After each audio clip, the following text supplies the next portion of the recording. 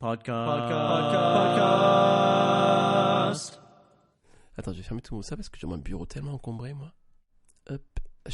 T'arrives à te faire au clic sur le bureau pour virer tout d'un seul coup, ça me fait paniquer, ça. Écoute, il y a très longtemps, quand j'avais un blog qui s'appelait MacStyle, ça nous met pas du tout un coup de vieux. Il y avait deux articles qui drivaient énormément de trafic. Le premier, c'était comment bloquer les serveurs d'activation d'Adobe pour pouvoir utiliser Photoshop sans licence. Article qui à lui tout seul faisait 50% du trafic du blog. Et le deuxième article le plus populaire, c'était comment désactiver le bureau. Et donc depuis, j'ai envie de dire 2005 ou 2006, j'utilise pas le bureau sur macOS. Mon bureau est désactivé. Oh. Donc j'ai rien sous les fenêtres. Et cette année, pour la première fois, d'abord, il y a maintenant une case à cocher pour décider d'afficher ou pas le bureau, enfin en tout cas d'afficher ou pas les icônes du bureau. Donc même plus besoin d'utiliser mon ancienne astuce à base de ligne de commande. Mais cette année, pour la première fois, j'utilise le bureau, parce qu'il y a cette fameuse fonction là où tu peux cliquer quelque part sur le fond d'écran et ça enlève tes fenêtres et ça révèle le bureau en dessous. Et j'ai même mis des widgets sur le bureau. Je me croirais presque sur Windows. Mais j'ai envie de donner sa chance à ce lot de fonctions dans Sonoma. C'est presque intéressant. C'est intéressant parce que on a vu les départs récents dans l'équipe, enfin récents, qui commencent à être moins récents maintenant, mais dans l'équipe design d'Apple. Enfin, la vague de départ commence à dater un petit peu, mais elle continue encore aujourd'hui. Et d'un autre côté, donc on avait cette crainte quand même pas mal sur l'avenir de macOS. Et j'ai l'impression que là, c'est des gens qui utilisent le Mac qui s'en occupent à nouveau. Qui utilisent le Mac, mais je suis pas sûr qu'ils aient tous grandi avec un Mac. Vrai, ouais, ils ont l'air plus jeunes. Est-ce qu'ils sont plus jeunes que nous ? C'est pas impossible que certains le soient, et ça va pas aller en s'améliorant, Arnaud. Non, mais ce que je veux dire, c'est qu'il y a des fonctions qui puent le PC à plein nez, il faut bien le dire. Il y a même des traductions. Tu sens clairement qu'au Marcom, c'est les gens de Microsoft qui ont pris le pouvoir. Il y a eu beaucoup de transfuges de Microsoft vers Apple ces dernières années. Et il y a des traductions qui emploient des mots qui sont le langage de Windows, pas le langage de macOS. Un fond d'écran et un économiseur d'écran, c'est pas tout à fait pareil qu'un papier peint. Pas tout à fait pareil. Non. Et tu sens... C'est très confusant d'ailleurs, ça, le truc... Enfin, leur distinction entre les deux, avec une case qui dit mais est-ce que tu veux refaire ton fond d'écran en ton économie, tu sais, genre... Mais pareil, autre fonction à laquelle je laisse sa chance, alors que j'utilisais le même fond d'écran violet, évidemment, depuis des années. J'utilise les fonds paysages là en rotation automatique, donc tous les jours j'ai un nouveau fond d'écran qui est aussi mon économiseur d'écran et l'écran de verrouillage. Donc quand je déverrouille mon Mac, c'est assez joli. T'as la petite vidéo qui défile, tu mets ton mot de passe, puis la vidéo elle s'arrête. Alors parfois les bords sont un peu flous parce que c'est une vidéo quoi. Ça c'est une vidéo, ouais. Mais c'est pas mal. Dans l'idée c'est pas mal. Je trouve que c'est vraiment esthétique et t'as vraiment le sentiment d'immersion quoi. Ouais. Non puis ça met un peu de vie quoi. Enfin, je peux pas mettre plein, surtout dans ce podcast, de la stérilité des interfaces pour que soudainement quand ils mettent un peu de vie, je m'en serve pas quoi. Pas faux. Je sais pas, c'est sympa. J'arrive pas à ne pas aimer Sonoma. Sonoma, par son nom, c'est pas mal, hein. Les pauvres. Ce sera le résumé de la critique que je mettrai sur l'App Store. Alors, excuse-moi d'avance, hein, j'ai une voix un peu éraillée parce que je sors d'une angine de rhume. Une angine, un rhume. Le truc, voilà, le truc de saison, quoi. Pas un Covid. Non, j'ai fait un test, c'est pas un Covid. Oui. Mais oui. Tout à fait. Vaccinez-vous. Regardez. À part le thermomètre, j'ai regardé du coup Fondation saison 2. Écoute, je vais donner mon avis dans une seconde, mais d'abord je voudrais parler d'un truc. C'est qu'il y a une des tendances, je trouve, dans les séries modernes de fiction, qui fait que les méchants sont beaucoup plus sympathiques que les gentils. Oh oui. Parce que les gentils sont hyper torturés, ils hésitent tout le temps, ils râlent tout le temps, ils échouent tout le temps, et quand ils réussissent, c'est sur un coup de chance, et ils ont tout le mérite par chance, quoi. C'est le syndrome Harry Potter. Les gentils réussissent parce que les méchants échouent. Exactement.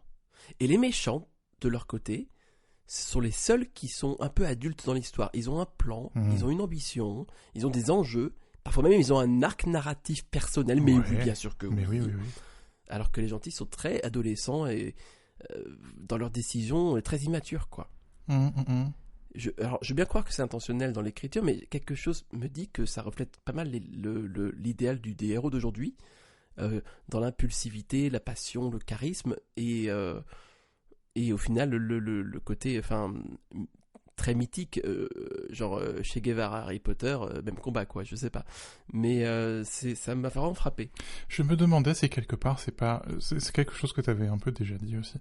Si c'était pas aussi parce que le public, et donc qui s'identifie aux héros, c'est un public d'adolescents et de grands adolescents, quoi. On va dire l'adolescence qui dure jusqu'à 25 ou 30 ans, quoi. Oh, plus que ça maintenant. Et que du coup, c'est les enfants contre leurs parents, quoi. Et donc les méchants, c'est des adultes. Ouais. Et les héros, c'est ça, c'est ces espèces de grands adolescents qui regardent la télé ou qui regardent, j'allais dire qui vont au cinéma, mais non, qui allument Netflix, quoi. Ouais, il y a de ça. Je pense vraiment, ouais. En tout cas, c'est un truc qui m'a frappé dans les trucs les plus récents, les productions les plus récentes. Et c'est un peu irritant, du coup. Mais sinon, ça se laisse regarder parce que c'est très joli, il n'y a pas de problème. J'avais déjà dit un mot dessus il y a peut-être l'épisode dernier, je crois, je sais plus. Tu veux dire que les 3 méchants se laissent regarder, c'est ça que tu veux dire? C'est ça ce que je veux dire. Donc, non, il y a quelques gentils qui sont un peu mignons aussi maintenant, c'est pas mal. Mais bon. J'ai regardé du coup T'enquête sur Apple TV+, et j'ai regardé Flora and Son parce que je me disais, tiens, un film un peu feel good avec de la musique, et voilà, ça peut être sympa.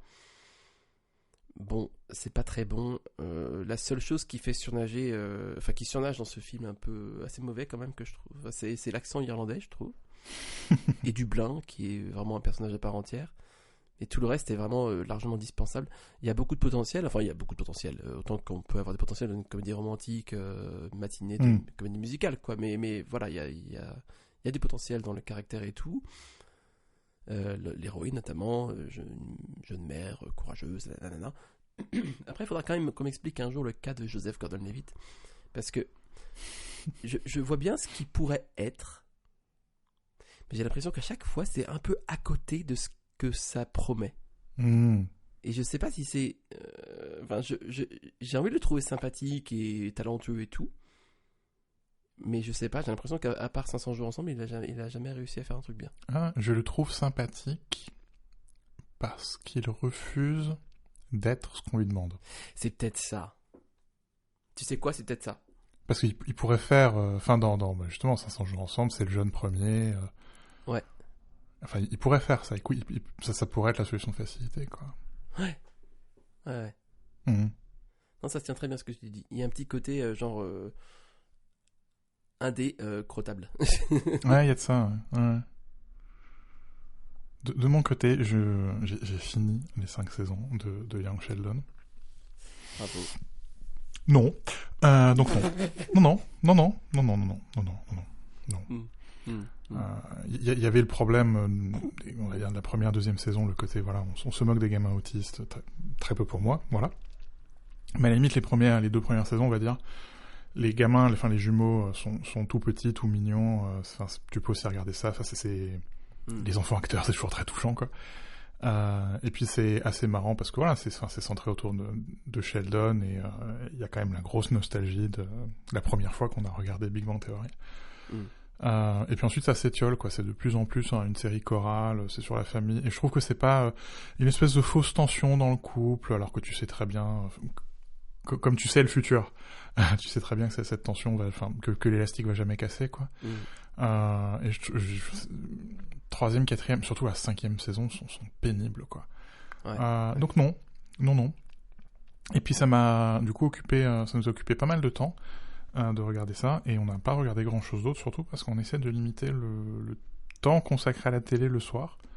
Donc c'est vraiment, on mange, on regarde un épisode de série, et on fait autre chose. J'ai notamment retrouvé le... je sais pas si c'est un plaisir, de coder et d'écrire un peu, peut-être, je sais pas, 1 ou 2 heures par soir, quoi, on va dire, jusqu'à 22h30. J'espère que quand j'aurai fini de coder ce que je suis en train de coder, ça sera 1 ou 2 heures de lecture. J'essaie de faire ça ces derniers jours, et c'est bête, mais quand t'arrêtes de regarder la télé, c'est plus facile de trouver du temps pour lire. Qui l'eût cru. Mais surtout, je trouve que j'écris moins bien le soir. Je préfère écrire le matin. Donc, quitte à faire, je préfère lire le soir et écrire le matin. Et du coup, ça veut dire que la rubrique regarder pour moi, ça va être un peu plus difficile. C'est bien qu'on ait une temporalité mensuelle maintenant, parce que ce sera plus facile. Sur 15 jours ou hebdomadaire, je pourrais plus, je pense. C'est Jean-Christophe Granger qui se réveille à 4h du matin pour écrire. Il a raison. Et jusqu'à 7h, 8h, tout est calme à ce moment-là, et après il se recouche. Ouais. Et c'est pas mal. Un livre par an, assez épais. Oui, puis il écrit vaguement bien, quoi. C'est chiant. Et il doute de lui, mais il a un truc de ouf. Il refuse de faire des dédicaces parce qu'il a peur qu'il y ait personne. Je crois que c'est bien. Je crois que c'est sain. Ouais. Écoutez alors. Oui, j'ai écouté des choses. J'écoute beaucoup de choses ces temps-ci. Je suis assez content parce que j'avais eu une petite période de mou. Mais bon, il faut dire aussi que je suis aidé parce qu'il y a pas mal de choses pop qui sortent et du coup, ça reste dans ma zone de confort. On sent que c'est la rentrée. Oh, oui, c'est ça, c'est très bien dit. Du coup, forcément, première écoute, j'ai envie de dire, évidemment, Kylie Minogue, Tension. Tu te souviens du même Horny Jail? Voilà, bon, Kylie Minogue clairement a créé la Horny Jail. C'est la matriarche de la Horny Jail. Carrément, ouais. Ça parle que de cul tout le temps. C'est génial. J'étais surpris quand même de... son dernier album déjà augurait plutôt même quelque chose de... Un petit retour à quelque chose de plus disco-pop, qui avait marqué ses débuts. Là, c'est la même veine, plus poussée vers un chouïa à l'électro. Et ça sent qu'elle est sur un cycle vraiment intéressant. Donc, go Kylie, hein, j'ai envie de dire. Je l'aime bien, écoute, qu'est-ce que tu veux, c'est comme ça. Voilà, je l'aime bien. J'ai écouté, pas tout à fait pareil, Peace or Love de Kings of Convenience. Je vous crois. J'ai été attiré par cet album parce qu'il y avait 2 duos avec Feist. Écoute, ces 2 morceaux sont du bonbon pour les oreilles, sans surprise. Et tout l'album s'écoute sans problème. C'est de la guitare acoustique de blanc. Écoute, c'est très bien. Et j'ai écouté sur tes conseils Guts d'Olivia Rodrigo. Alors, au début, je vais pas te mentir, je suis quelqu'un d'assez pessimiste. Au début, je me suis dit qu'elle commençait à avoir des ailes. Il fallait couper ces ailes-là. Et qu'elle devenait, comme tous ces artistes qui percent, tu vois, un Frankenstein de différents courants, un patchwork, un peu d'Avril Lavigne, un peu de Green Day, un peu de ce que tu veux de ça. En fait, non, j'ai changé d'avis. Tant mieux. Il faut des fois, c'est bien. C'est pour ça que c'est bien de prendre des notes et au fur et à mesure et de, tu vois, itération. Alors, déjà, c'est quand même très très bien écrit. Genre, les harmonies, pour de la pop, c'est de la pop de très haut niveau, quoi. C'est vraiment très très bien. C'est super intelligent. Chacun peut y trouver son compte parce que elle fait un peu, vu qu'elle sort de l'écurie Disney et tout, il y a ce côté un peu Lolita rebelle. Donc, pour les ados, c'est génial. Vu que le côté mélodique est hyper riche, hyper travaillé, tous les puristes un peu aigris comme nous trouveront leur compte parce qu'il y a un sous-texte un peu plus dense, des textes aussi, des paroles qui sont plus dans l'autodérision, l'introspection, ce genre de choses. Donc c'est vraiment intéressant. C'est une suite très logique du premier album, qui était déjà très bien musicalement et tout. Oui, il y a vraiment un côté, c'est un truc dont on avait déjà discuté, quoi, mais c'est ces gens qui rentrent en studio avec plus de morceaux que ce que tu peux mettre sur un CD. Exactement. C'est vraiment ça, quoi. Elle aurait fait un double album, ça aurait été pareil, quoi. Ouais, tout à fait, oui, vraiment, exactement, ouais. Et ce que je me suis dit, je sais pas si la métaphore est bonne, c'est que c'était frais, mais pas frais, genre comme on ouvre la fenêtre et il y a un nouveau courant d'air le matin, tu vois, qui vient renouveler et tout ça. C'est frais un peu comme un gel à la menthe, tu vois. Donc, c'est du frais industriel. Ouais. Alors, donc, la pop, il gagne un peu, mais Mais. Ouais, non mais c'est ça. Mm. C'est ça. C'est un album de pop calibré, produit sous serre, nourri à l'algorithme pour émoustiller les jeunes filles qui aimeraient être cette All American Bitch chantée en 12 morceaux, après avoir passé leur enfance à s'abrutir devant le Disney Channel, écrivait-il sur son blog. C'est agaçant, c'est redoutable, c'est agaçant parce que c'est redoutable, et c'est redoutable parce que c'est agaçant. Oui, ça marche bien. C'est du dentifrice Colgate. Au Japon, quand il fait très très chaud, ils ont une espèce de gel qui se met sur la peau, qui rafraîchit instantanément. Et c'est à ça que je pensais. J'aime bien. Ouais, j'aime bien. C'est une sorte de mousse, tu vois. Enfin, et c'est exactement ça. C'est ouais, c'est du Colgate. Et une dernière chose pour la route, il y avait un autre single que j'ai écouté, mais on n'en parlera pas là. Mais sinon, j'ai écouté vite fait d'une oreille le single de Tilassine qui a fait Vivaldi avec 74 autres musiciens. Pourquoi? Mais c'est la vraie question. C'est pourquoi. Non mais déjà pour Vivaldi, laissez-le tranquille. Ensuite, j'avais écouté ce qu'avait fait Richter sur les variations des 4 saisons. Bon, j'aime pas trop, mais à la limite, il y a une réécriture. Je trouve ça extrêmement imbu de sa personne. J'aime beaucoup.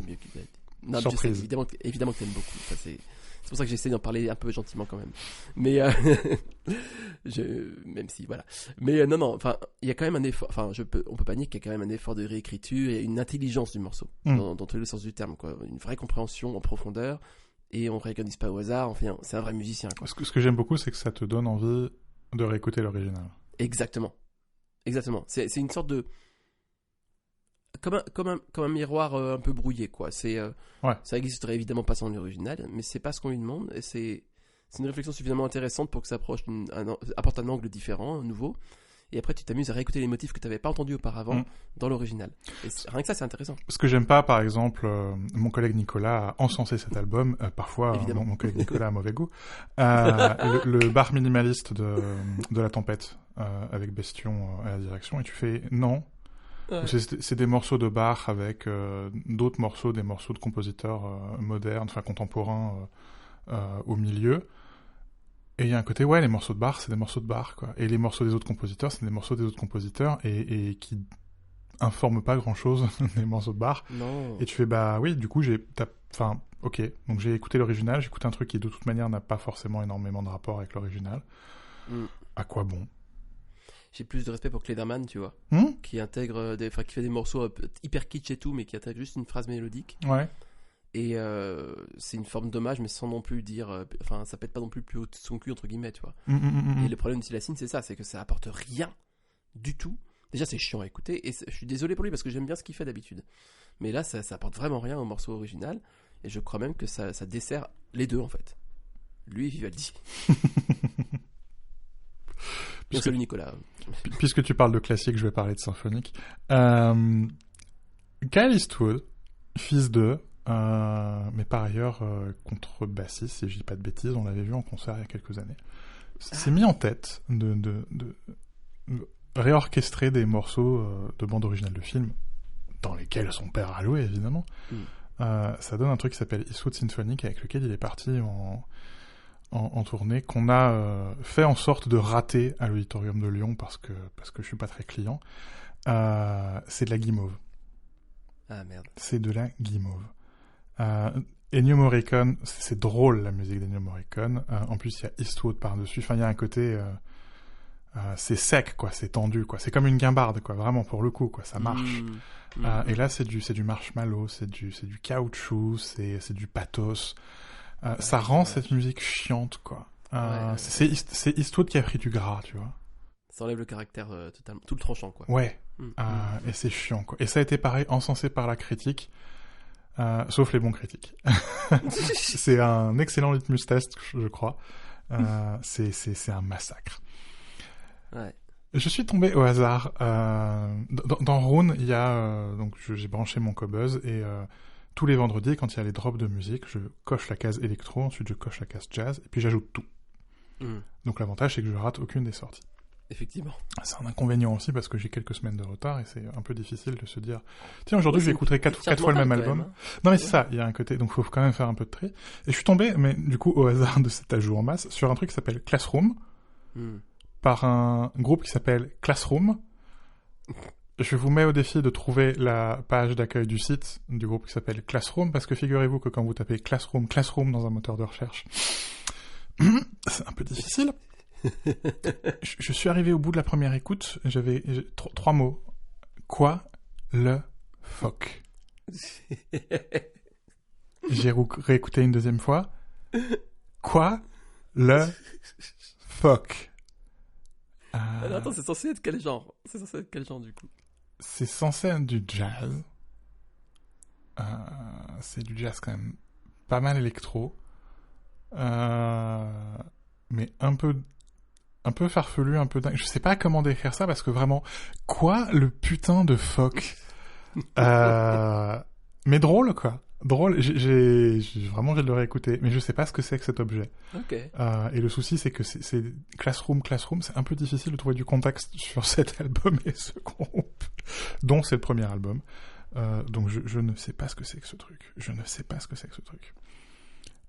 Et dans le même genre, j'ai écouté un truc qui s'appelle Audible Spirits par, asseyez-vous, Audible Spirits.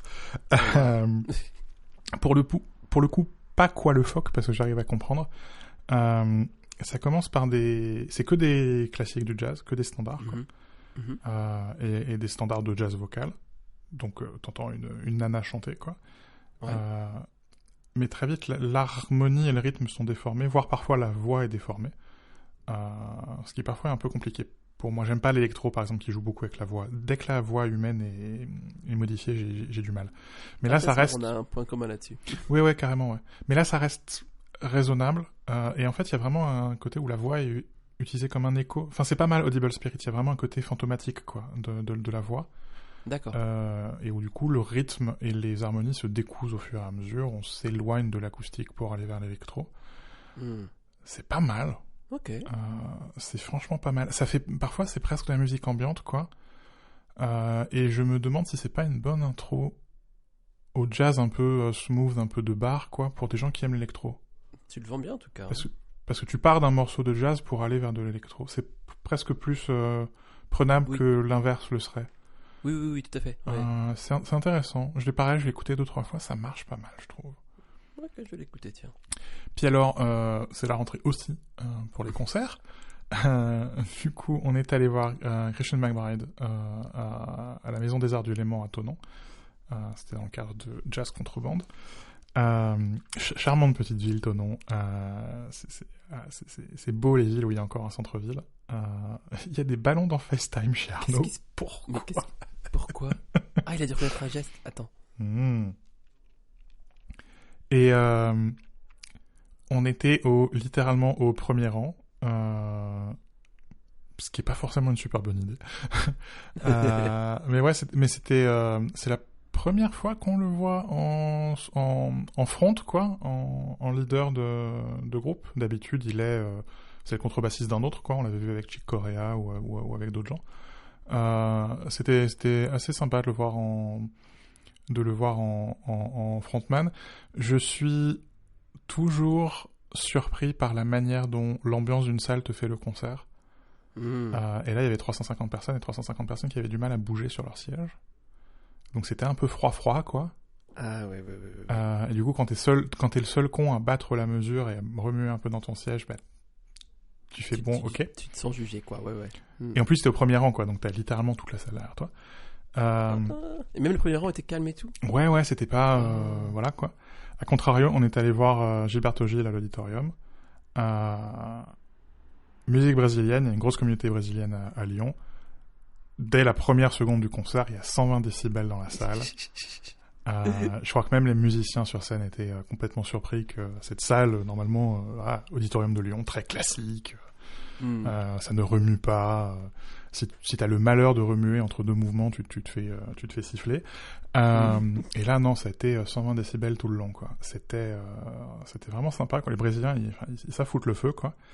Mais c'est marrant, l'auditorium. Ça faisait depuis la fin de la saison dernière, donc depuis la fin du printemps que j'étais pas allé. C'est mon bâtiment favori à Lyon. J'aime beaucoup les bâtiments qui suggèrent leur fonction, et il a la forme d'un auditorium, quoi. Mais le bâtiment et la place autour, qui sont tout en béton, quoi. C'est un peu... Ouais. T'aimerais pas du tout, toi.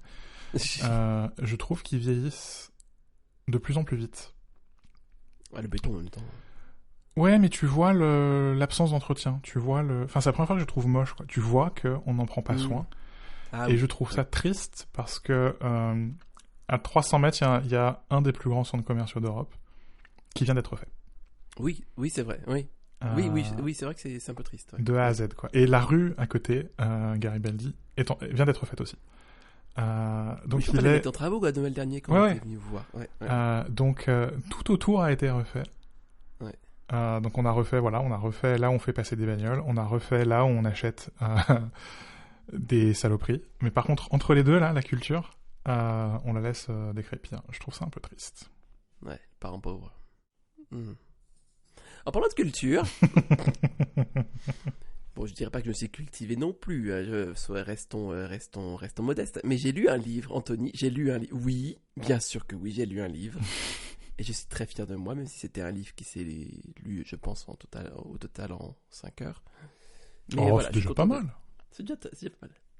Ce livre s'appelle « La bibliothèque des rêves secrets » de Michiko Aoyama, que je ne connaissais pas. Comment je suis tombé là-dessus ? Ça sent le Japon quand même, hein. Oui, un peu. Hein. Mais c'est parce que... Oui, je sais pourquoi je suis tombé là-dessus. En fait, c'est parce que sur mon Instagram, du coup, maintenant, on ne parle que de Japon et de mecs à poil. Et du coup, c'était une des recommandations sur Instagram qui est venue comme ça. Et du coup, moi, en bonne pupute, j'ai acheté. Et alors, déjà, ça se lit facilement. Il y a 6 chapitres. Ouais. Et chacun est une histoire, une sorte de nouvelle, mais ils sont tous connectés et tout. C'est un peu un livre choral, quoi. Et j'aimerais beaucoup avoir ton avis parce que si tu as l'occasion de le lire, c'est vraiment un livre qui se lit facilement. Il a tellement pas l'habitude. Faut que je refasse mon langage, tu sais. Alors non, c'est pas Netflix, je sais pas comment vous expliquer, faut tourner les pages et tout. Mais en gros, bon, alors d'un côté évidemment, moi qui suis très fan du Japon, purement idéaliste et tout. J'adore le contexte, j'adore l'écriture, tout ça. Il y a des choses vraiment intéressantes dans la traduction, notamment tu vois tous les défis de la traductrice parce que elle a un moment elle doit traduire combini et comment tu trouves un mot pour ça du coup, elle a trouvé supérette ouverte toute la nuit, je sais pas quoi, c'est hyper long. Ouais. Je sentais sa douleur, la peau. Oui, puis tu peux pas mettre l'arabe du coin, quoi. Ça pas. Ouais, d'abord parce qu'en 2023 ça se dit plus trop. Et surtout pas au Japon. Parce que le Japon, ouais. Accessoirement. Enfin, il y a les deux, le mot pas en fait. Mais au-delà de ça, il y a des observations très simples et des évidences qui sont mises en valeur, quoi, sur... il y a un petit éclairage sur les choses. Je me plains beaucoup de mon travail actuellement, et ça m'a donné... ça parle de gens qui se plaignent du travail, notamment. Et du coup, ça donne des points de vue que de mon côté, un peu cyniquement, j'avais mis de côté. Et donc... d'un côté j'aime bien parce que c'est de la bonne tu vois, ça donne du recul, ça c'est intéressant d'avoir un son de cloche positif et tout. De l'autre côté, le marxiste de droite que je suis n'aime pas trop quand on cherche à le convaincre que le travail c'est avant tout ce que tu en fais et pas ce que tu subis, parce que tu comprends, c'est de la manipulation de la part du grand capital que fait la CGT, évidemment. Mais, voilà, donc peut-être que c'est aussi un livre à situer dans son contexte,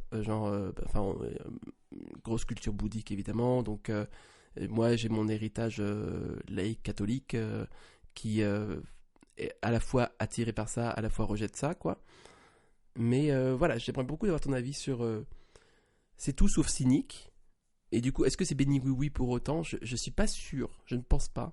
Le pitch me rappelle un peu Tant que le café est encore chaud, que j'avais lu il y a 2 ans, je crois. Oui. Donc où toi c'est donc des gens qui rentrent dans une librairie et qui se font conseiller un livre et ça change leur vie. Ouais. Et Tant que le café est encore chaud, c'est un truc un peu de fantastique où tu vas dans un café et quand tu bois le café, tu peux, il me semble, je sais plus si tu peux aller dans le futur aussi. Je crois que tu peux retourner que dans le passé. Mais où du coup tu peux croiser d'autres gens qui ont été dans le café dans le passé, quoi. Et la seule règle c'est qu'il faut que tu reviennes avant que ta tasse soit froide. Et où c'est pareil, quoi. Il y a le côté, du coup, ça change ta vie au passage. C'est souvent, il y a pas mal de romans japonais dans le genre, quoi. Cécile a lu La papeterie de Tsubaki aussi dans le genre. Ouais. et où de la même autrice que la papeterie Tsubaki, j'avais lu un truc dont j'ai oublié le nom, mais qui se passe sur l'île au citron, où c'est une maison pour les gens qui sont en fin de vie. Ah ouais. Et donc où tu peux, le goûter du lion, ça s'appelle, et où tu peux du coup laisser un vœu pour le goûter du dimanche pour manger quelque chose, quoi. Et donc en général, évidemment, c'est un plat nostalgique, quoi. Et en général, on te le sert juste avant que tu meurs. Ils aiment bien ce genre de truc, les Japonais. Et je suis extrêmement client de ce truc-là. Ah bah oui. Voilà, tant qu'à faire, parce qu'elle en a sorti un autre, je sais pas si c'est avant ou après, peu importe, mais je crois que c'est après, qui s'appelle Un jeudi saveur chocolat, donc j'ai pas mis dans les achats, mais donc ce sera le prochain que je mettrai dans la liste normalement. Je vois le genre, c'est du feel good, quoi, mais du feel good japonais, donc c'est pas... C'est pas pareil que le feel good à nous, je sais pas comment dire. Ouais, et j'ai pas envie de dire que c'est plus stupide, parce que c'est plus... J'ai pas envie de dire que c'est plus subtil parce que ce serait un peu essentialiste, quoi. Le Japon, la sagesse, exactement, de tradition voilà. et modernité. Millénaire. Mais non, mais à la fin, ils écrivent pas pareil, quoi. Et non, c'est vrai. Et la culture est différente. Ouais. Et justement, enfin, c'est aussi dans l'écart à leur culture et à leur langue qu'il y a un truc qui se joue pour nous, quoi. De la même manière que eux trouvent nos auteurs classiques très merveilleux et très novateurs, et alors que pour nous, c'est complètement... Enfin, c'est chiant et c'est ronflant, quoi. Ouais, carrément. La bibliothèque... Des rêves secrets. Des rêves secrets. Ok. Et j'ai lu un article également sur le New York Times qui s'appelle Whispers of AI's Modular Future de James Sommers, que je connais pas. Je précise parce que voilà, je dis son nom, tu vois, parce que je le respecte, mais bon, je le connais pas. Et c'était intéressant, ce que j'ai retenu intéressant, il y a beaucoup de choses intéressantes, mais ce que j'ai retenu intéressant, c'est que c'est un papier qui explique en quoi l'IA d'aujourd'hui fonctionne mieux que celle d'avant, tout en étant plus, entre guillemets, simple. Et que c'était une sorte de leçon pleine d'amertume pour les ingénieurs, parce que il prenait l'exemple de Dragon Dictation, je sais pas si tu te rappelles de ce logiciel, qui était devenu hyper complexe et qui donnait un résultat hyper complexe aussi, tu vois, c'était quand même, ça marchait pas non plus, ça marchait pas trop mal, mais pas non plus parfaitement, tout ça, par rapport à Whisper, par exemple, aujourd'hui, sur la transcription vocale, il y a rien à voir, tu vois, c'est vraiment le jour et la nuit. Ouais, ça fait partie des champs qui... Enfin, comme on en parlait d'Antidote, enfin, comme la traduction ou la correction de texte, ça fait partie des champs qui sont complètement bousculés par le machine learning, quoi. C'est ça, et c'était des logiciels qui devenaient de plus en plus complexes avec le temps, pour un output qui augmentait pas forcément en qualité plus que ça. Ouais, parce qu'ils étaient très symboliques, très descriptifs. Et où finalement, la statistique appliquée, exactement. Ça marche très bien pour ce genre de choses. Ouais. Et du coup, il disait un truc du genre, en traduction un peu littérale, mais voilà, mettre plus d'intelligence d'arcane technique dans vos programmes d'IA n'était pas seulement non essentiel pour le progrès, mais en fait était un obstacle. Il vaut mieux un truc plus simple qui sait comment apprendre, qui fonctionne sur un ordinateur rapide, et lui confier la tâche de résoudre un problème compliqué par lui-même, quoi. C'est le truc que je trouve un peu compliqué. J'essaie d'écrire en ce moment... C'est une très mauvaise idée, mais j'essaie d'écrire une critique du dernier bouquin de Javier Cercas, qui est mon auteur favori, en parlant de son rapport au mensonge, le mensonge et la vérité, quoi. C'est un journaliste romancier. Donc forcément, à la fois quelqu'un qui a travaillé dans le business de la vérité et quelqu'un qui travaille dans le business du mensonge. Et le problème de ChatGPT qui ment pas, quoi. Et où je crois même pas d'ailleurs que hallucination ce soit le bon mot, mais c'est plus de la fabulation, quoi. C'est parce que ChatGPT a pas le contexte de la vérité, donc je peux pas mentir. ChatGPT c'est pas qu'il se trompe. Et c'est ce que je trouve un peu compliqué, c'est que toutes ces technos qui procèdent du texte, ChatGPT, Whisper ou d'autres, quelque part elles s'encombrent pas d'une description du langage. D'écrire le langage, c'est effroyablement compliqué. C'est pour ça qu'Antidote c'est compliqué, c'est pour ça que Dragon Dictation c'était compliqué. Et ces technos, elles savent parler, mais elles savent pas ce que c'est qu'un langage. Oui. Et c'est ce saut logique, mais de la même manière que nous, on sait parler avant d'apprendre la grammaire, quoi. Oui, tout à fait. Ouais. Et c'est là où il y a un truc qui casse dans ma tête et où j'arrive pas encore à mettre en ordre mes idées. Et où je serais forcément déçu par cette critique, parce que je reviendrai dessus dans 2 ou 3 ans et je verrai que les trous dans ma logique. Mais c'est ça, quoi. Le côté... Et c'est le problème des interfaces, on en a déjà parlé, quoi, mais les interfaces, elles sont très prescriptives. Et je continue à être persuadé que le machine learning, l'intelligence artificielle, la statistique appliquée, enfin, appelez ça comme vous avez envie, ça sauve l'humanité uniquement si ça permet d'avoir des interfaces qui sont pas prescriptives. Le souci, c'est qu'on est en train de s'en servir pour faire des interfaces encore plus prescriptives. C'est ça. Le Vision Pro, littéralement, on réinvente la réalité que vous avez sous les yeux. C'est la réalité by Apple, le MetaQuest, que mes collègues testent en ce moment là. La réalité by Meta. Donc c'est encore plus prescriptif. Et c'est pour ça que ça va tuer l'humanité. Mais si on utilise ces technologies-là pour faire des interfaces absolument pas prescriptives, et qui au contraire sont hautement personnalisées pour toi, hautement réactives au contexte d'utilisation, la météo, la saison, je continue à penser que mon site doit réagir à la saison et que les couleurs doivent être moins saturées quand c'est l'hiver et plus saturées quand c'est l'été. Et je pense que si tout le monde faisait ça, ce serait bien. Si on arrive à faire ça, et finalement, quand il parle de futur modulaire, si on peut se servir aussi de l'IA pour prendre des données d'un endroit et les envoyer à un autre, prendre des fonctions d'une app et les envoyer dans une autre, on aura gagné. Mais je pense qu'on va perdre. Je pense qu'on est déjà en train de perdre assez largement, ouais. Mais c'est très très juste ce que tu dis, et absolument fascinant. Ça me rappelle, au niveau fondamental, ça me rappelle vraiment... genre presque mot pour mot ce que disait Hannah Arendt dans Conditions de l'homme humaine, sur elle reprenait la Bible avec les dernières paroles du Christ en croix qui sont pardonnez-leur, ils ne savent pas ce qu'ils font. Et elle disait que l'action humaine est fondamentalement c'est ça. On ne sait pas ce qu'on fait. Mais oui. Les conséquences nous sont bonnes. Mais c'est ce qui nous permet d'agir, parce que si tu passes ton temps à réfléchir, tu foutras rien.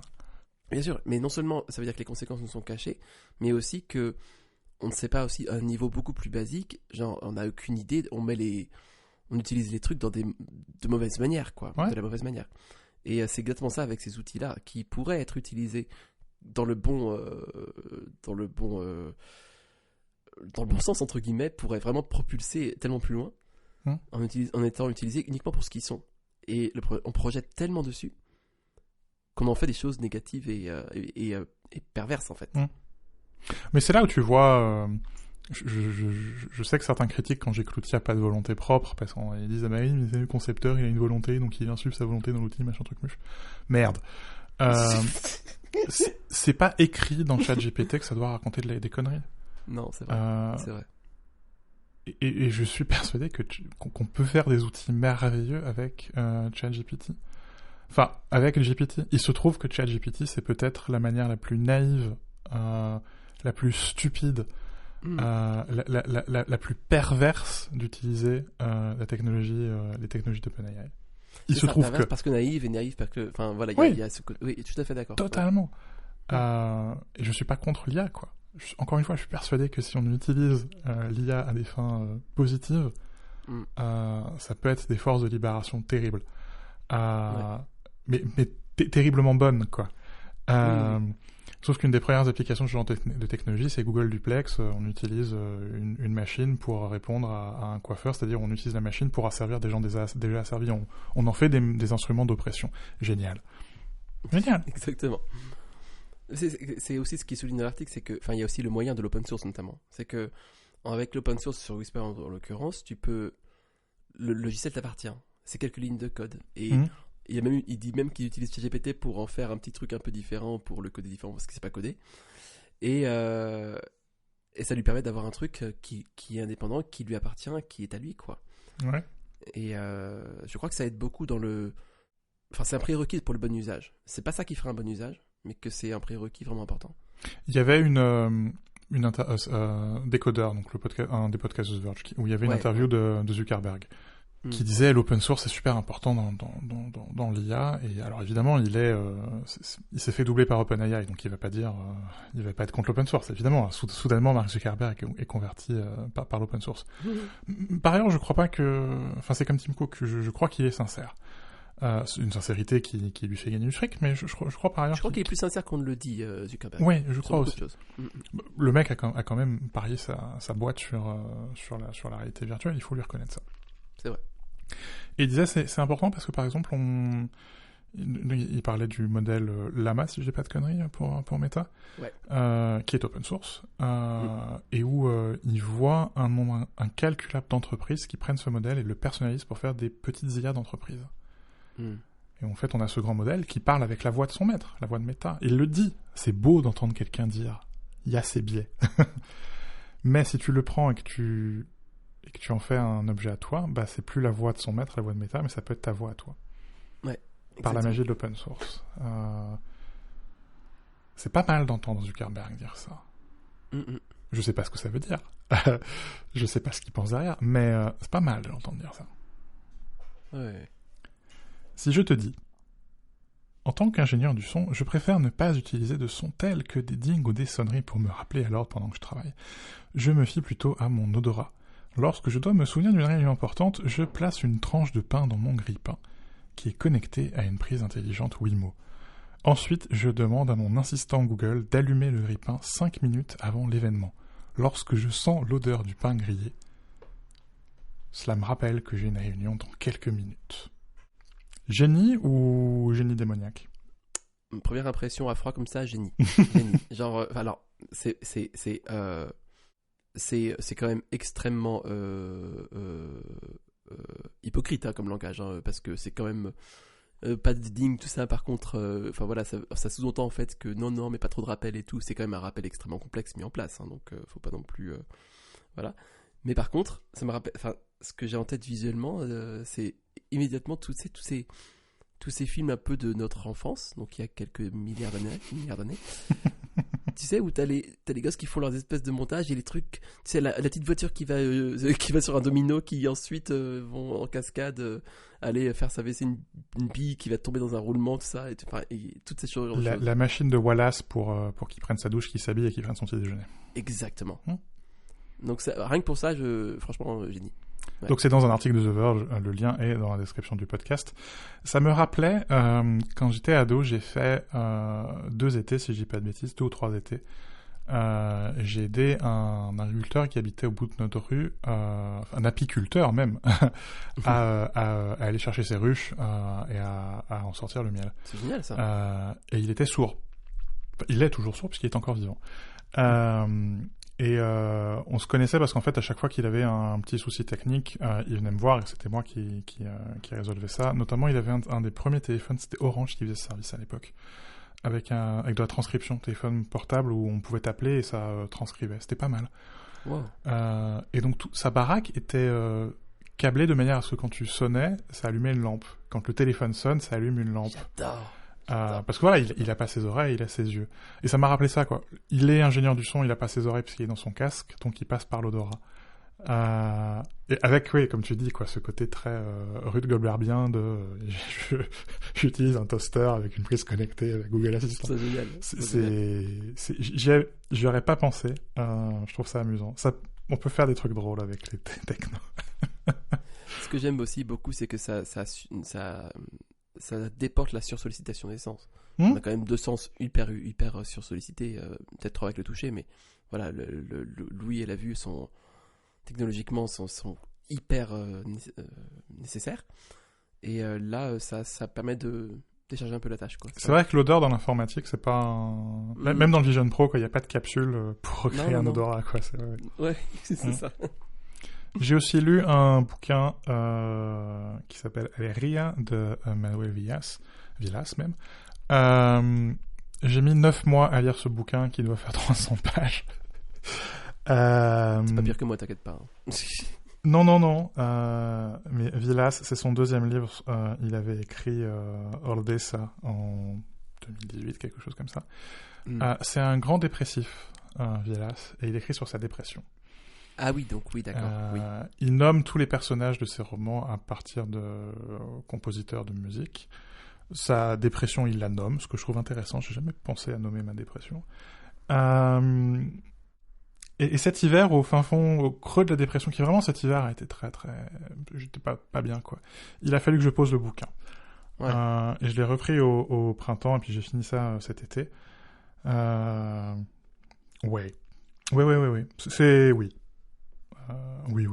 Il a écrit un 3e roman depuis. J'attends qu'il sorte en poche pour l'acheter. Oui. Ma mère déteste. Donc c'est bien. Est-ce que Nicolas aime bien ou pas ? Pauvre. Je crois pas que Nicolas ait lu. Mais le côté 9 mois, je m'inquiète pas. Keith Huston, par exemple, vient de sortir un bouquin sur l'histoire des calculatrices. Qui s'appelle Empire of the Rising Sun. Oh, excellent. Eh oui. Excellent. Et il l'a sorti avant que j'ai eu le temps de finir son précédent livre, qui était un livre sur le livre qui s'appelle Book. Et où l'objet... T'as pas un problème avec... Je suis désolé, je dois t'interrompre parce que entre Classroom,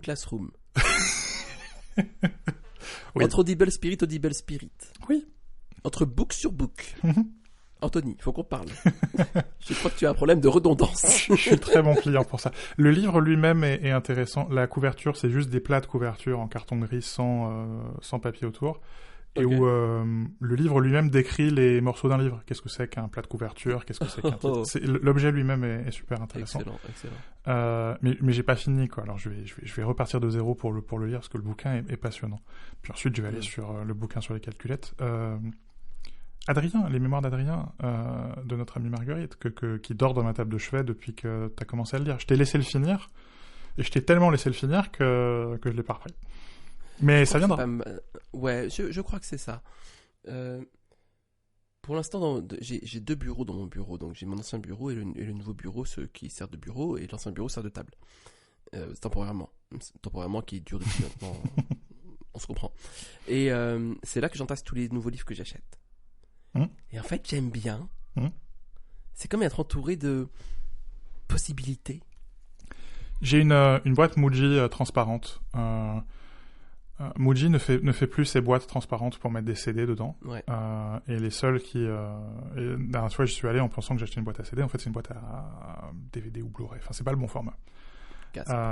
Et du coup, c'est devenu ma boîte à livres à lire. Et donc, c'est le parfait format pour un livre de poche, figure-toi. Donc cette boîte transparente est au milieu de la bibliothèque, littéralement au centre de la bibliothèque, avec tous les livres que j'ai achetés que j'ai pas encore lus. Donc il doit y avoir quelque chose comme peut-être une vingtaine de livres, et puis il y en a 3 ou 4 autour.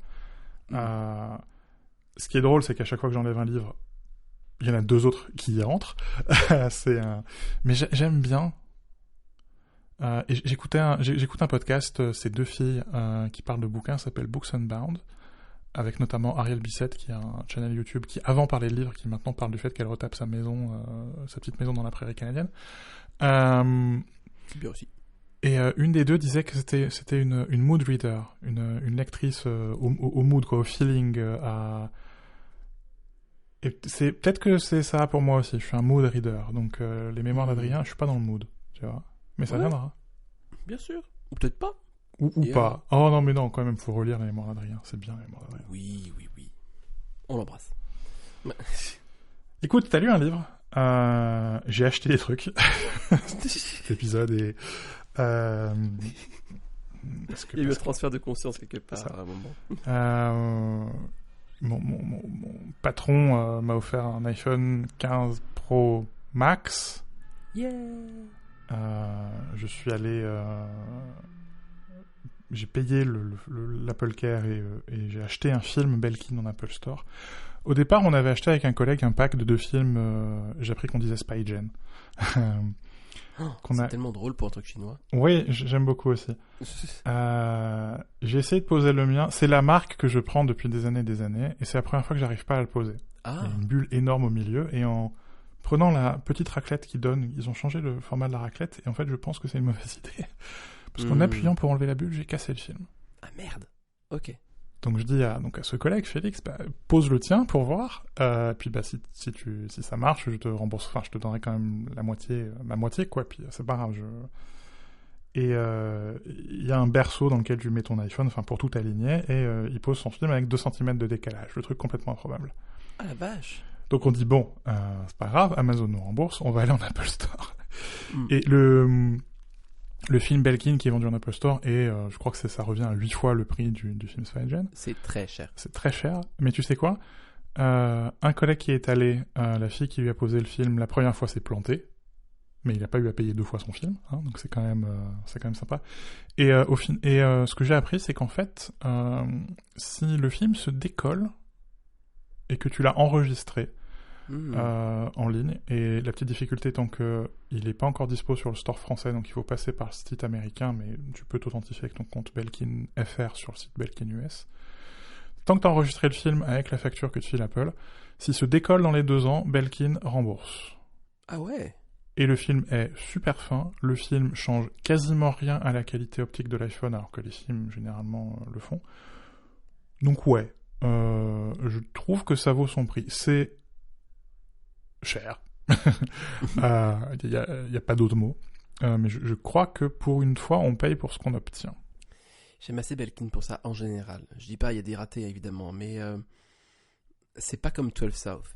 Tu vois, ils ont pas baissé en qualité aussi mauvaisement que 12 South. Peut-être parce que justement c'est Foxconn qui les a rachetés, Foxconn et Apple s'entendent bien. Non, puis il y a Apple derrière qui quand même. Voilà, mais c'est quand même le truc un peu, c'est le third party. C'est l'accessoire officiel. Ouais. Et ouais, franchement, je trouve qu'on paye pour. Enfin, c'est plus cher évidemment, mais globalement ça va. Les multiprises Belkin, j'en ai jamais eu aucune qui a bougé et j'en ai certaines qui maintenant on compte leur vie en décennies. Les câbles Belkin, j'ai jamais vu un câble Belkin cassé. Oui, alors que c'est d'Apple.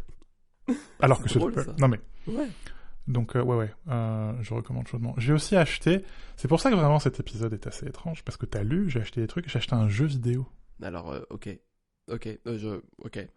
Comment, pourquoi, qui LU, sur puisqu'elle veut garder son pseudonyme sur Mastodon, disait qu'elle avait joué à un jeu qui s'appelle Gris du coup puisque c'est des hispaniques donc on va le prononcer comme ça.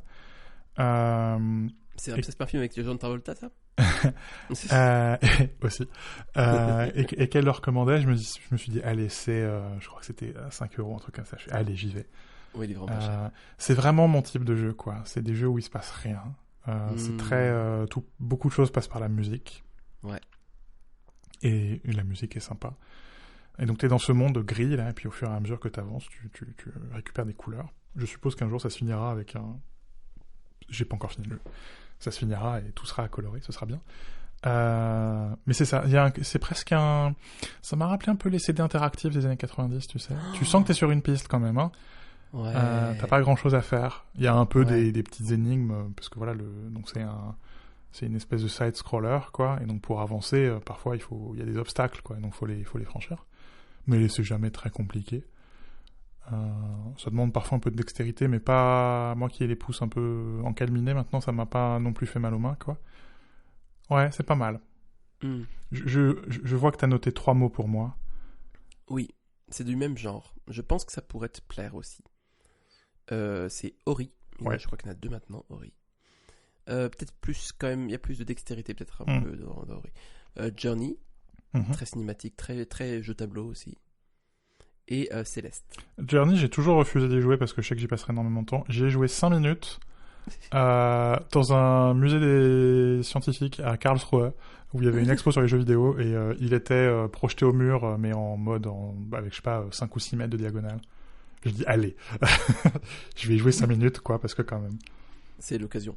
Mais j'ai toujours refusé de jouer à Journey parce que je sais que je vais y passer du temps. Parce que c'est mon genre de jeu. Vraiment. Oui, je vois ce que tu veux dire. C'est un peu le risque. Ouais. Mais écoute, je suis content que je vais dire Gris, je suis désolé, hein, mais parce que je sais que l'accent je ferai mal et j'ai la flemme. Mais que Gris te plaise, c'est très chouette et excellente recommandation. Donc, Lu a souvent des excellentes recommandations. Je mettrai le lien vers son blog et son profil Mastodon dans la description du podcast. Je l'aime beaucoup. J'ai lu, bien joué. Bribe de réel, c'est un blog sur .clear. Il y a encore des gens qui utilisent .clear. Je crois que c'est bien. Je crois que je sais pas ce que c'est. C'est pas grave. Okay. Qu'est-ce que tu as acheté ? Oh là là, alors j'ai une quête, Anthony. Ma quête qui prend toute mon énergie et ma blablabla, c'est la quête des céréales du matin. Je comprends complètement. C'est vrai ?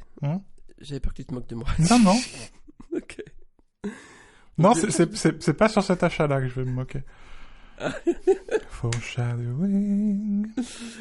Ouh, yeah. Écoute, avec un peu de désespoir, mais néanmoins beaucoup d'énergie, je cherche toujours des céréales à peu près riches en fibres, à peu près pauvres en sucre.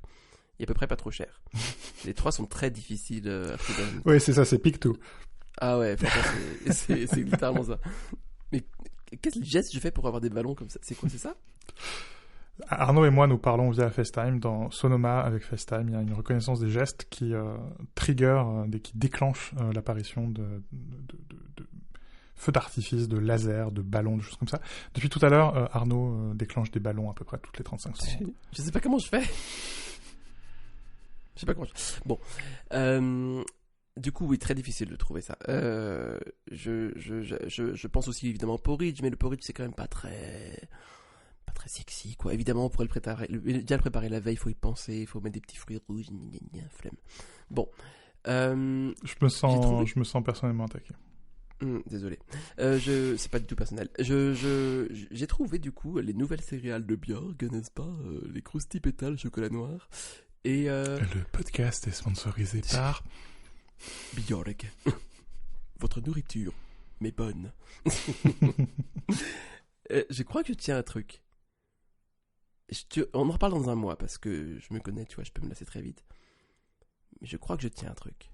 C'est pas mal. Ils ont un excellent muesli qu'on achète de temps en temps quand on en a un peu marre des flocons d'avoine, parce que je suis ce mec qui mange des flocons d'avoine. 40 grammes de flocons d'avoine tous les matins. Non, des vrais flocons d'avoine. Voilà. Avec le même pot de yaourt de 125 grammes. Absolument tous les matins. Avec la même tasse de 473 ml de chicorée au lait tous les matins. Mais de temps en temps, outre les croissants du dimanche, devant Silence ça pousse, le muesli de Björg est pas mauvais, ouais. En céréales, ça va, ils se débrouillent. Ouais. Il y a 2-3 trucs qui sont pas très bons dans ce qu'ils font. Mais c'est un peu comme Belkin, tu vois. Globalement, ça va. Parlons des choses qui fâchent. Moi, ça me fâche pas du tout. J'ai acheté quelque chose qui m'a fait très plaisir il y a pas très longtemps. J'avais mon œil sur l'Apple Store reconditionné parce que je voulais acheter un Mac Mini M2 Pro. Et j'oserais dire, Anthony, je l'oserais, même sous la torture, je mourrais sur cette colline, mais j'oserais dire que c'est un achat de raison. C'est ridicule. Il y a juste pas d'autres mots, quoi. Le mec, il y a 3 semaines, il voulait un iMac M3. Maintenant, il nous explique que, ouais, il voulait, en fait, il voulait un Mac Mini M2 Pro. C'est bon, quoi. Mais souvent, Arnaud varie. C'est bien folle qui suffit. Et, alors, en fait, je suis un peu fier de moi quand même. Je vais t'expliquer pourquoi. Mec, tu vas dire, j'anticipe ton argument parce que je sais que ça va être ça. C'est un Mac reconditionné, donc j'ai fait des économies. Ah, même pas. Enfin, si, un petit peu. C'est pas mon argument premier. Mais c'est vrai que j'ai fait des économies. C'est vrai qu'il est pas cher, du coup. Mais c'est un Mac qui est déjà dans son milieu de cycle de vie. Ça m'arrive jamais d'acheter un Mac au milieu de son cycle de vie. Ça, c'est très important. Et je trouve que ça ce côté achat de raison, parce que je sais déjà à quoi ressemble un Mac Mini. J'en ai déjà acheté un, le M1, quand il était sorti. Et j'en étais assez content, sauf que à l'époque, j'avais pas le bon écran, ceci ou ça. Là, j'ai un écran qui me plaît, que j'ai pas envie de troquer pour un iMac, bizarrement. Parce qu'il me plaît vraiment beaucoup. Et du coup, je tente comme ça, écoute. Je pense que j'ai passé mon tour sur le M3, même si le M3 va être extraordinairement, génialement bien vendu et extraordinairement puissant et tout, donc forcément j'en aurais envie quand il sortira, mais je vais essayer de faire attention à pas trop, voilà, enfin à résister à ça. Mais je trouve que c'est un compromis relativement raisonnable. Le M1, j'arrivais quand même aux limites sur Logic. Là, aucun problème. Il y a combien de mémoire sur cette machine ? 16 Go de RAM. Ok. Ouais. C'est suffisant pour le coup. Oui. 8, c'était un peu trop peu. Et aussi, qu'est-ce que je voulais dire ? Je sais plus. Mais enfin, en gros, il y a quand même en fait, si tu veux, il y a beaucoup de VST et de plugins qui sont encore sur Rosetta. Du coup, il y a un travail en plus de transcodage qui fait que forcément c'est plus lourd pour le Non, puis Logic, c'est une des rares apps où les performances sont linéaires avec la quantité de mémoire, donc ouais, c'est ça. Et pour le coup, j'ai vu que entre 16 et 32, il y avait pas dans mon usage de cas, pas tant de différence que ça a priori. Bon, je me suis dit ça c'est suffisant, quoi. Et on verra combien de temps j'arrive à tenir, mais pour l'instant, je suis très content. C'est un peu ma question parce que par ailleurs, t'as un ordinateur portable. Plus maintenant, du coup. Comment ça, plus maintenant ? Alors, j'avais un MacBook Pro M1 que j'ai donné à Adrien, du coup. Oui, d'accord. Mais j'ai un iPad mini maintenant, du coup. Tu avais un ordinateur portable. Tu as un ordinateur portable. Quel arnaqueur. Il n'est plus ordinateur portable parce que il est dans la pièce d'à côté. J'ai enlevé ma session et tout, hein. Oui. Mais bien sûr que oui. Mais en fait, je trouve que tu as beaucoup changé d'ordinateur de bureau ces dernières années. Je trouve pas. Si. Et du coup, je me demande en fait si ça montre pas qu'en fait tu veux pas d'ordinateur de bureau. Tu vois, c'est comme moi avec l'iMac, j'en achète un tous les 10 ans et au bout d'un an, je me dis putain, j'aurais pas dû l'acheter. En fait, je sais que j'ai évolué souvent sur des périodes de, on va dire, plutôt 4-5 ans quand même, hein, par contre. Ouais, Entre portable et fixe, tu vois. Donc c'était relativement stable quand même. Enfin, ça changeait, mais de manière sur la durée, quoi. Là, c'est vrai que j'hésite encore. Je sais pas si je pensais que le portable c'était un peu fini tout ça. Enfin, c'était un peu mon truc de bureau et tout, mais après, pour moi, c'est un peu assimilé genre au télétravail et tout, quoi, tu vois. Et le fixe est un peu plus à ce côté un peu privilégié. Ouais. D'être dans la pièce où je fais mes trucs avec le piano à côté, tout ça, enfin ce côté qui bouge pas, quoi. Mais je suis vraiment étonné que t'hésites, parce que tous les gens que je connais ou connais vaguement autour de moi qui par ailleurs font de la musique, qui sont passés sur MacBook Pro, notamment les 14 pouces, et ils reviendront jamais sur du Mac de bureau. Le truc que t'entends en plus sur le 14 pouces, qui pour le coup est vraiment relou, c'est que en tant que tel, c'est suffisant. Genre, même les enceintes sont bonnes, y a un micro intégré qui est génial, enfin, c'est vraiment bien, quoi. C'est vraiment des bonnes machines, ouais. Et tu peux te balader avec, quoi. Donc t'as la puissance de ton Mac Mini, parce que c'est les mêmes puces. Ouais. Mais dans le TGV, quoi. Et quand tu rentres chez toi, tu le docks à ton écran, et basta, quoi. En fait, je suis vraiment étonné que je sais pas si t'arrives pas à parvenir à cette conclusion-là. Enfin, en fait, j'aimerais savoir ce qui bloque. Parce que je sais pas si c'est ta faute à toi ou c'est la faute à Apple. Et je sais pas ce qui serait le plus drôle. En fait, je sais pas si ça dit quelque chose de toi ou si ça dit quelque chose de l'organisation de la gamme d'Apple. C'est vraiment une très bonne question. Je sais pas.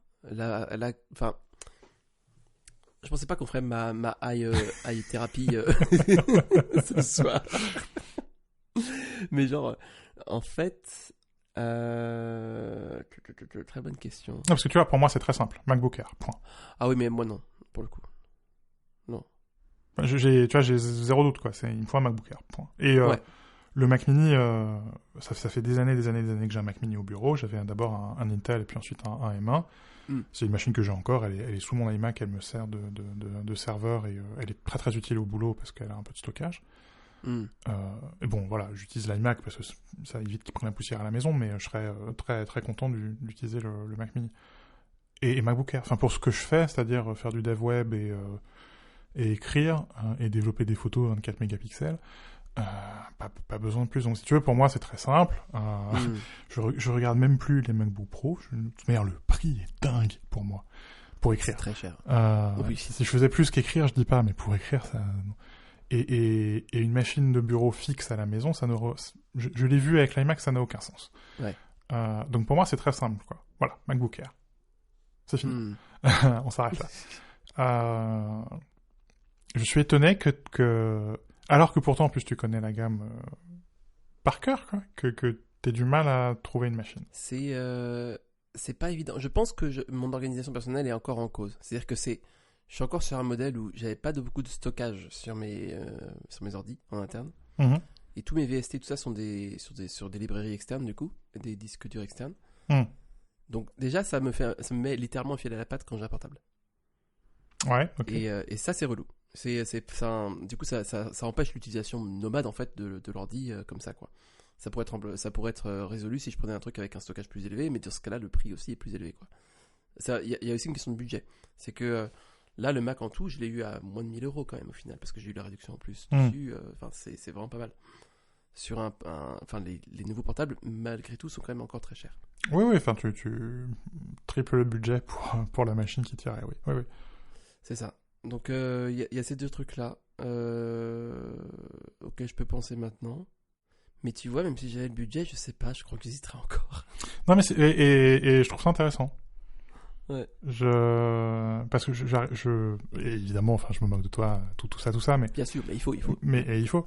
Mais je comprenais l'argument de, ok, la puce M1 avec 8 Go, c'est pas assez, et donc il manquait une puce, quoi. Et bon, voilà.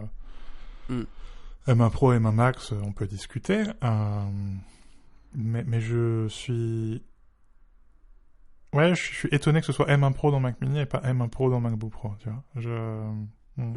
Alors que tous les gens qui sont un peu dans une situation similaire à toi autour de moi sont allés sur MacBook Pro. Ouais, même un de mes collègues de groupe, pareil, il est passé il avait un iMac, il est passé au MacBook Pro 14 pouces.